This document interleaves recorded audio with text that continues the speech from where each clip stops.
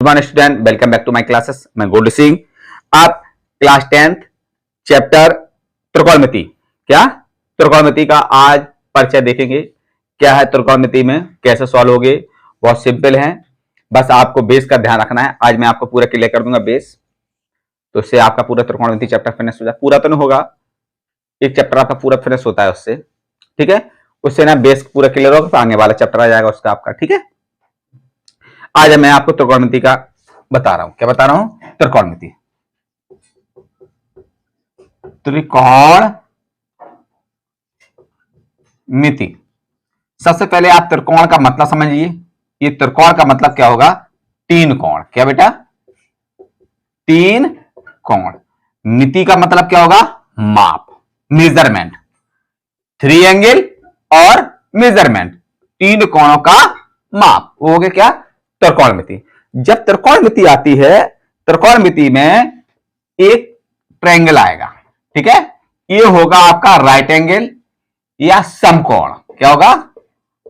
समकोण होगा। समकोण में क्या आएगा? जब समकोण त्रिभुज आता है, समकोण कैसा होता है बेटा? 90 अंश। कैसा होता है? 90 अंश। जब समकोण आएगा तो आपको एक चीज का ध्यान रखना पड़ेगा। अंतरात्मा में आप जाएंगे तो आपको पाइथागोरस बाबा मिलेंगे। कौन से बाबा मिलेंगे? पाइथागोरस बाबा। बाबा का नाम बहुत फेमस है भाई, बाबा का नाम है पाइथागोरस। क्या है? पाइथागोरस। ये पाइथागोरस प्रमेय, ठीक है। ये बाबा के नाम से एक प्रमेय बनी हुई है, इसका नाम है पाइथागोरस प्रमेय। बाबा कहते हैं, क्या कहते हैं? दो भुजाओं का योग तीसरी भुजा के योग के बराबर होगा। क्या कहते हैं? दो भुजाओं का योग तीसरी भुजा के बराबर होगा। अब वे भुजा कौन सी हो रही भैया? कौन सी हो गई? ए हो रही कि बी हो रही, कि ए बी हो रही कि बी सी हो रही? क्या एसी या बीसी हो रही, या एसी ए बी हो रही? तीन भुजा हो रही, एक भुजा ए बी हो गई, एक भुजा ए बी हो गई, एक भुजा बी सी हो गई, एक भुजा ए सी हो गई, तीन भुजा हो रही। अब कंडीशन आ गई, भुजाएं कौन कौन सी होंगी? तो भुजा क्या होंगे? पहले ये होगा कर्ण। क्या होगा? कर्ण।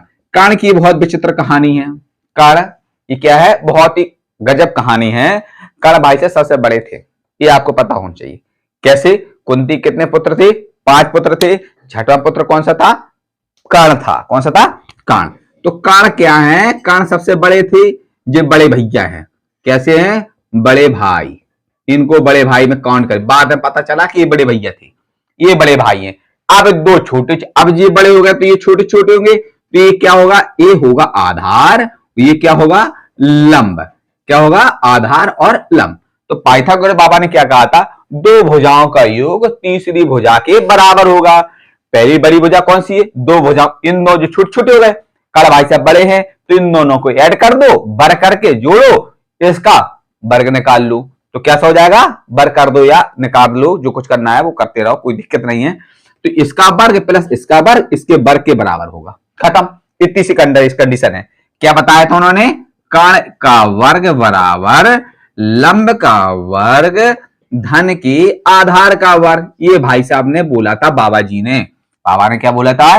कर्ण का दो भुजाओं का योग तीसरी भुजा के बराबर होगा। कब लागू होगा?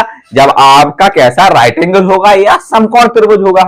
राइट एंगल या समकोण त्रिभुज होगा, तभी पाइथागोरस प्रमेय लगेगी।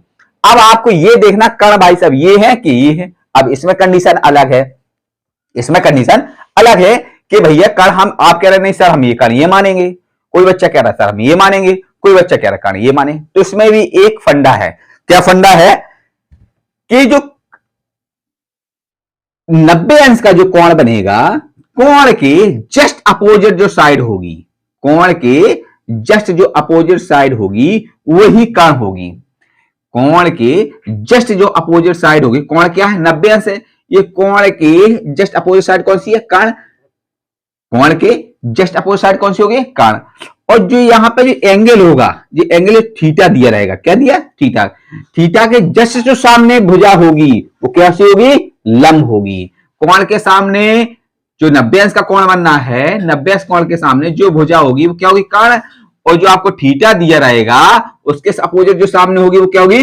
लंब। कैसी होगी? लंब। तो क्या बताया उन्होंने? कि ये बड़ा है ये छोटा है। अब आपको कर्ण पता चल गया। कर्ण कहां से निकालेंगे? कर्ण कहां से निकालेंगे? जो समकोण त्रिभुज के जस्ट अपोजिट जो साइड होगी, जस्ट विपरीत जो भुजा होगी वही भुजा बउआ क्या होगी, कर्ण होगी। ये हो गई कर्ण। अब आए ये कर्ण हो गया। अब कर्ण ये हो गया, ये क्या हो गया, लंब। थीटा के सामने जो कौन सी भुजा होगी वो क्या होगी, लंब। और जहां पे थीटा बनेगा वो क्या होगी, आधार। तीनों कंडीशन हो गई, कर्ण स्क्वायर और लंब स्क्वायर धन आधार स्क्वायर, ये तीन हो गई। ये बहुत जरूरी था, जब तक पाइथागोरस बाबा से नहीं मिलते तो ये क्लियर नहीं होता। ठीक है, हो गया। अब आने इसके सारे फॉर्मूला मैं पुट करे दे रहा हूं। ठीक है, सब फॉर्मूला कहां से क्या होगा, एक हो गया।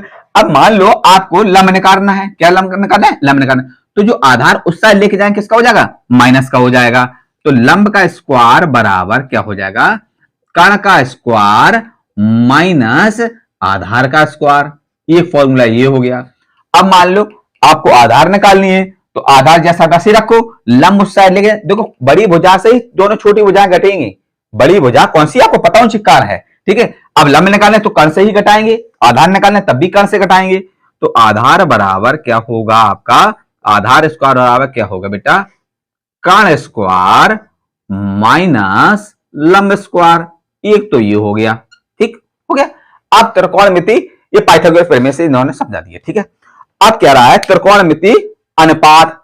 कितने, त्रिकोणमिति अनुपात क्या आएंगे, कितने होते, तीन होती, साइन कॉज टेन। कौन कौन से होते बेटा, साइन कॉज टेन। कौन कौन से होते, साइन होता, कॉज होता, टेन होता। चलिए, एक होता साइन, क्या होगा, साइन। ये मैंने आपको बना दिया क्या है, समकोण त्रिभुज है। ये मान लो समकोण त्रिभुज 90 अंश हो गया। यहां पे मान लो थीटा हो गया। थीटा के सामने कौन सी साइड होगी बेटा, मैंने थीटा के सामने मैंने बोला था, थीटा के सामने भुजा कौन सी होगी, लंब। तो ये क्या होगी बेटा, लंब। ये क्या होगी बेटा, कर्ण। ये क्या होगी बेटा, आधार। ठीक है, कर्ण को इंग्लिश में हाइपोटेनियस बोलते हैं, इसको ऐसे डिनोट कर देते हैं। लंब को इंग्लिश में परपेंडिकुलर बोलते हैं, और आधार को इंग्लिश में बेस बोलते हैं। तो आपको ये अलग अलग कोई कैसा बना देता, कोई कैसा बना देता। एक आपका फॉर्मूला होता है लाल बटे कका। क्या होता, लाल बटे कका। कका तो ला मतलब लंब, का मतलब कर्ण, ई मतलब आधार, की मतलब कर्ण, एल मतलब लंब, ई मतलब आधार। ठीक है, तो पहला वाला जो आपका जाएगा ये साइन से जाएगा। किससे जाएगा, साइन से त्रिकोणमितीय अनुपात में। दूसरा किससे जाएगा, कॉस से जाएगा। तीसरा किससे जाएगा, टेन से जाएगा। ठीक है, साइन का जो अपोजिट होता है वो क्या होता है, 1/cos थीटा, और कॉस का थीटा अपोजिट होता है 1/sec थीटा, और टेन का जो अपोजिट होता है 1/cot थीटा। तो तीन थे, तीन ही कितने हो गए बेटा, 6 हो गए पूरे। कितने हो गए, तीन के कितने बने, 6। अब साइन कॉस टेन की वैल्यू पता होनी चाहिए। चलिए साइन थीटा इक्वल टू निकाल लो। साइन थीटा इक्वल टू क्या आएगा, लंब बटे कर्ण। यहां से लंब बटे लाल बटे कका, लाल बटे कका, का। ये तो हिंदी मीडियम के लिए। अब इंग्लिश मीडियम वाले लड़के क्या बोल देते, H P B P upon H H H H B. Pandit Bihari Prasad, Pandit Bihari Prasad H H Hari Hari बोल। ऐसे ही बोल दो, पंडित बिहारी प्रसाद हरि हरि बोल। ये तो इंग्लिश मीडियम वाले बच्चे जो इंग्लिश में पढ़ते हैं वो उसके लिए यह बोल देते हैं, पाकिस्तान भूखा प्यासा, हिंदुस्तान हरा भरा। ठीक है, ऐसे ही बोलते हैं। अपन लोग क्या बोलेंगे, लाल बटे कक्का। सिंपल सा, ला मतलब लंब, के मतलब कर्ण, ए मतलब आधार, के मतलब कर्ण, एल मतलब लंब, और ए मतलब आधार। चलिए पहला कैसा आ रहा है, लंब बटे कर्ण आ रहा, तो पहले आप रखेंगे लंब बटे कर्ण। ठीक है, फिर क्या आ रहा दूसरा, cos theta. cos theta equal to आधार बटे कर्ण। ठीक है, तीसरा क्या आ रहा, tan theta. Tan theta equal to लंब बटे आधार, लंब बटे आधार। ये हो गए। अब मैंने क्या बताया था, साइन का अपोजिट क्या होता, कौशिक होता। तो कौशिक थीटा इक्वल टू यहां पे कर लो, कौशिक थीटा इक्वल टू क्या हो जाए, कर्ण बटे लंब। तो यहां पे लिखेंगे कर्ण बटे लंब। फिर क्या, कॉस का उल्टा क्या होता, सेक। सेक थीटा इक्वल टू क्या आएगा, कर्ण बटे आधार। फिर क्या आ रहा, टेन का उल्टा कॉट थीटा। कॉट थीटा बराबर आधार बटे लंब, ये हो गया साइन का cos, cos sine cos tan cot cos सब कुछ हो गया। ये अब वीडियो पॉज करके आप इतना राइट करें, फिर मैं आपको और फॉर्मूला लिख देता हूं।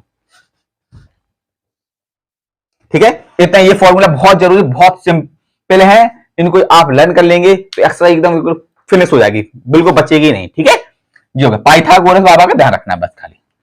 चलिए अब मैं आपको अपोजिट भी लिखवा दे रहे हैं, कैसा होना है, क्या कैसे लिखेंगे आप।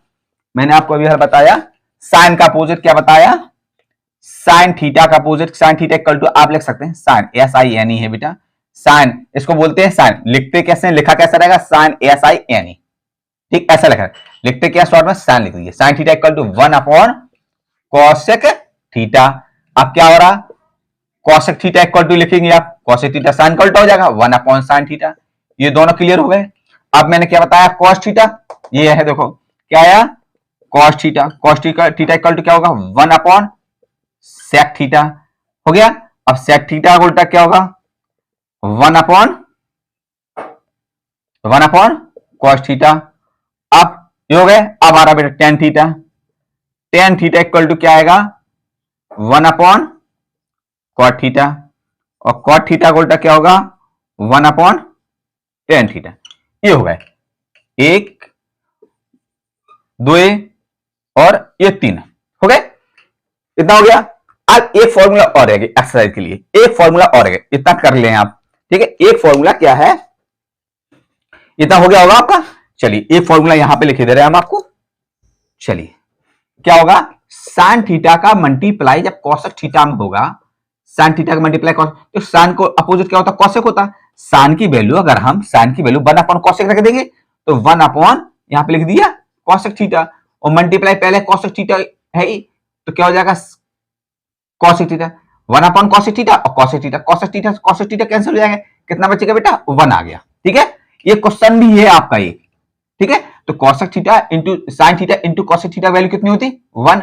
ऐसे ही आपका कॉस थीटा का अपोजिट क्या होता है, कॉस थीटा का अपोजिट क्या होता है सेक थीटा, कॉस थीटा का अपोजिट सेक थीटा का मल्टीप्लाई करेंगे उसकी वैल्यू कितनी हो जाएगी 1। ऐसे ही आपका टेन का अपोजिट होता है, tan theta multiply cot theta equal to क्या हो जाएगा, इन दोनों का मल्टीप्लाई करेंगे कितना हो गया 1 हो गया। क्योंकि आप कॉसेक को तोड़ दें चाहे आप सेक को तोड़ दें, एक आपको तोड़ेंगे तो कॉसेक का आप क्या लिखेंगे 1 अपॉन सेक, सेक से सेक कैंसिल हो जाएगा, कितना आएगा 1।